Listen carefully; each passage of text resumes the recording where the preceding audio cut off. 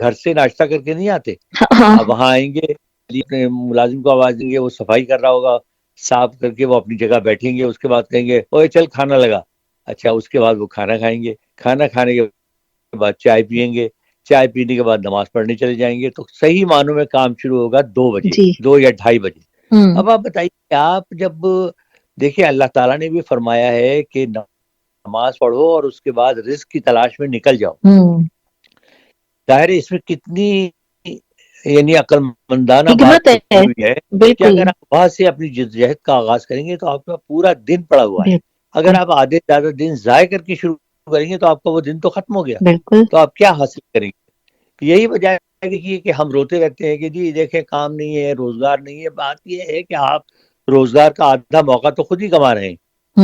تو دیکھیں ترقی یافتہ قومیں یہ تھوڑی کرتی ہیں کہ اس چیز سے تو میں بھی بہت چڑتی ہوں، آپ 1 بجے بھی چلے جائیں مال میں تو وہ کچھ کھلے ہوا ہوگا، کچھ نہیں کھلا ہوا نہیں، اور ہوگا۔ آپ دیکھیے کہ اور یہاں اب ان لوگوں نے جو ترقی کی ہے، اب امریکنز کو آپ دیکھ لیجئے، ہوں میرا بہت سی میں کچھ امریکن فرمز کے ساتھ کام بھی کر رہا ہوں، آپ بلیو کیجئے، آپ جائیں گے تو 90% تو وہ آپ کو کافی کو یا چائے کو پوچھیں گے ہی نہیں، بلکہ آپ کو نظر آئے گا، خود آپ کو نظر آ رہا ہوگا ویزیبلی کہ وہ بہت مصروف ہے، مخاطب ہے بھائی میں ان سے بات، اور آپ پہ پوری توجہ سے آدھا پون گھنٹہ آپ سے بات کرے گا، ہوں اور اگر پوچھے گا بھی آپ کو چائے کو تو وہ کوئی وہاں ملازم نہیں ہوتے، ہوں وہ خود اٹھ کے جائے گا آپ کے لیے کافی بنا کے لائے گا، اور اس کے بعد پھر کام کی باتوں میں مصروف ہو جائے گا، ادھر ادھر کی نہ کوئی باتیں کرتا ہے۔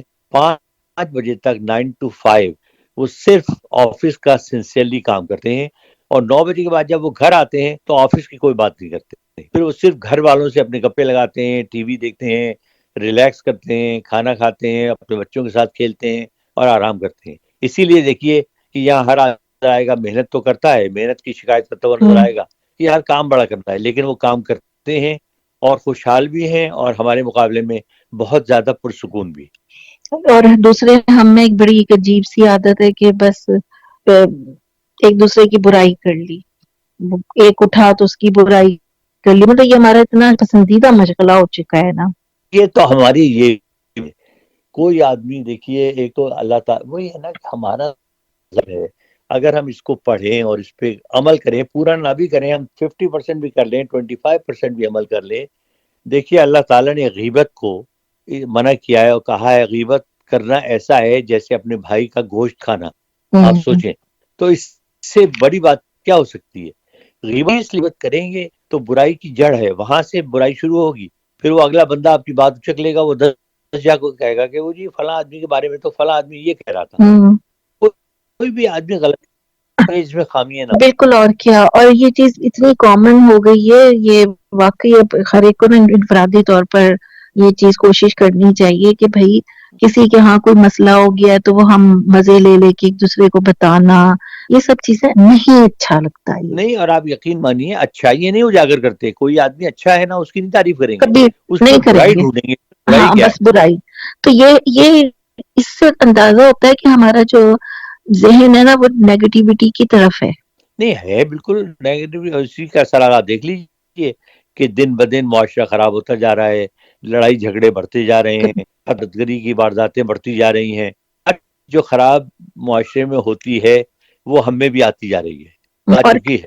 اور کرائم بھی ایسے ایسے حسن بھائی کہ مطلب آپ دہل جائیں، عجیب عجیب طریقے کے، جی ہاں بالکل۔ کبھی کسی بچے کا گلا کاٹا جا رہا ہے، بس یہ چیزیں ہو رہی ہیں۔ خیر اچھا جی، یہ سائرہ آغا کراچی سے خلیل جبران کی ایک کہاوت لکھتے ہیں، قابل رحم ہے وہ قوم جس کے پاس عقیدے تو بہت ہیں مگر دل یقین سے خالی ہیں۔ دیکھیے وہی بات جو ابھی ہم، کیا آپ ہوں نمازیوں سے حضور اکرم سرکار دو عالم صلی اللہ علیہ وآلہ وسلم نے فرمایا تھا کہ قیامت کے قریب ایک وقت ایسا آئے گا جب مسجدیں نمازیوں سے بھری ہوں گی مگر دل ایمان سے خالی ہوں گے۔ آپ یقین مانیے، آپ مسجد میں چلے جائیں، آپ نے زندگی میں، میں نے کبھی زندگی میں اتنی زیادہ تعداد میں لوگ نماز پڑھتے ہوئے نہیں دیکھے۔ جو ینگ بچے ہیں وہ بھی آستینے چڑھا کے اور جناب جینز پہنی ہوئی ہے لیکن آگے نماز پڑھ رہے ہیں، لیکن کیا حرکتیں تبدیل نہیں کر رہے۔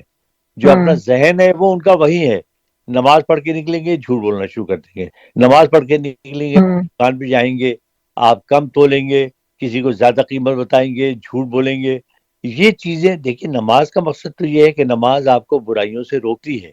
آپ ان چیزوں سے اعتراض کریں، لیکن وہ برائیاں ہم میں اتنی اب پھیل چکی ہیں کہ ہم خود انہیں دماغ سے نکالنے کی کوشش نہیں کرتے. چاہتے ہی نہیں ہے نا. بات تو یہ ہے، اگر آپ کا ارادہ بھی تو ہو کہ ہمیں یہ عادت چھوڑنی ادا ہو تو ہے. آپ کر سکتے ہیں سب کچھ. سب کچھ ہو سکتا ہے، بالکل ہو سکتا جی ہے. اچھا جی، چلیں جی، یہ تو ہو گئے میسیجز، ہو گئے یہ. اچھا، ایک سوال حسن بھائی، ہوں. جب آپ ریڈیو پر آپ کتنے عرصے تک منسلک رہے، اور ریڈیو کا آخری دن وہ آپ کے لیے کتنا تکلیف دہ تھا، کتنا یادگار رہا؟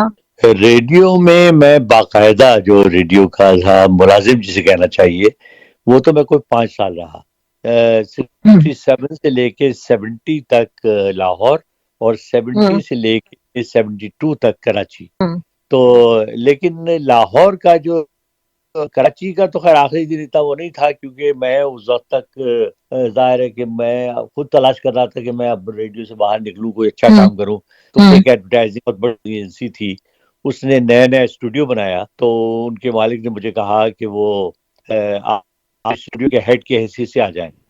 تو میں نے اپنی اچھا. مرضی چھوڑی. لیکن جو لاہور سے میرا یہاں آنا تھا، کیونکہ لاہور میں میں نے جو ریڈیو کا آغاز کیا تھا، مجھے بہت زیادہ محبت، بہت زیادہ پیار، بہت زیادہ شہرت ملی لاہور ریڈیو سے. اور میں وہاں رج بس گیا تھا، ظاہر ہے سب لوگ مجھے جانتے تھے، بے انتہا پیار. میں ریڈیو کے پاپولر ترین اناؤنسرز میں سے ایک تھا، بے انتہا کام کرتا تھا.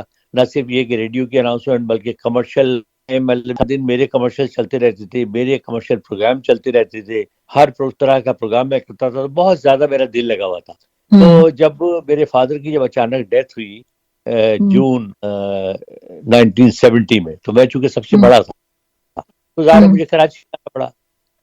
تو کراچی، خیر میں نے وہاں اسلام آباد سے کہا کہ کراچی اپنا ٹرانسفر کرا لیا. تو میرا آخری دن تھا. تو مجھے جو ریڈیو کے جو ہمارے ڈائریکٹر تھے ایوب رومانی صاحب، بہت مجھ سے محبت کرتے تھے. مجھے کہنے لگے، یار تم اتنے پاپولر ہو، اب تم جا رہے ہو، سبھی اداس ہیں، میں چاہتا ہوں تو 1 گھنٹے کا پروگرام تم اپنی مرضی سے کرو، جو چاہو اس میں بولو، جو چاہو گانے لگاؤ.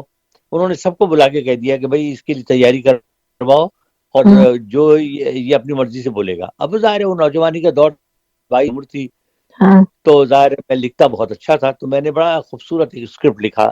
اس کا تھوڑا سا مجھے، یادیں زندگی کا بڑا قیمتی سرمایہ ہوتی ہیں، انہی یادوں کے سہارے انسان برسوں اور میلوں کے فاصلے پل جھپکے میں طے کر لیتا ہے. یادیں جو زمانے کی تیز ہواؤں سے بے نیاز رنگ برنگے پھولوں کی طرح کھل اٹھی ہیں، اور ان سے چمن حیات کا گوشہ گوشہ مہکنے لگتا ہے. بڑا لمبا تھا. اس کے بعد میں نے کہا کہ نہیں یادوں میں لاہور کی میں گلی کوچوں میں گھوما ہوں، اور میں نے جیمانہ وار ان کو دیکھا ہے، اور میں ہمیشہ یاد رکھوں گا. اس طرح اس میں گانے بھی سارے بڑے سیڈ تھے. ٹھیک ہے، مثلا پہلا گانا اس کا تھا مہدی حسن کا ایک بڑا مشہور گانا ہوا کرتا تھا، دل بہت اداس ہے. اس کا اس زمانے میں ایک فلم ریلیز ہوئی تھی، بڑی مشہور فلم تھی، اور اس کو مجیب عالم نے وہ گانا گایا تھا، ندیم پہ پکچرائز ہوا تھا، ہاں، شمع اور پروانہ. تو اس کا آخری گانا تھا میں تیرا شہر چھوڑ جاؤں گا. تو اس کا میں نے ایک خطا پڑا آخر میں، اپنا پہلے ڈائلاگ بول کے نا کہ اب میں آخری گانا پیش کرنے جا رہا ہوں، اور مجھے امید ہے کہ آپ مجھے یاد ہے، اور یہ وہ فلاں کا میں بے کیفیاں سی ہیں، درد میں وہ پہلی سی لذت نہیں رہی، نہ وہ خلوص ہے نہ فہم نوازشیں کو میری ضرورت نہیں رہی. میں نے وہ گانا چلا دیا کہ میں تیرا شہر چھوڑ جاؤں گا، شام سے پہلے میں تیرا شہر چھوڑ جاؤں گا. تقریباً چونکہ میری سب سے بہت دوستی تھی، اور کچھ لوگ تو زار و قطار رو رہے تھے، اور جب میں باہر نکلا وہ سب مجھ سے لپٹ گئے، اور بہت ہی مطلب یہ کہ وہ ایسا سین تھا کہ میں بھی بڑی دیر تک اپنے آپ کو سنبھالنے کی کوشش کرتا رہا. تو وہ بڑا یادگار دن تھا. پھر میرے اعزاز میں انہوں نے آموں کی پارٹی رکھی ہوئی تھی، جس دن پھر مجھے جانا تھا. تو وہ جناب سب چھوڑنے کے لیے بھی آئے بہت سے لوگ، اور لیکن بڑا وہ مطلب یہ کہ وہ ایسا لمحہ تھا کہ مجھے، بلکہ میں جس مکان میں رہتا تھا تو وہ ایک میرے پاس بہت بڑا کمرہ تھا، بڑا خوبصورت سا مکان تھا، وہ صابر جج تھے ان کا تھا. تو اس کے جو مالک تھے شیخ منظور صاحب، اللہ تعالیٰ ان کو جنت نصیب فرمائے، وہ انتہائی پردے دار لوگ تھے. میں واحد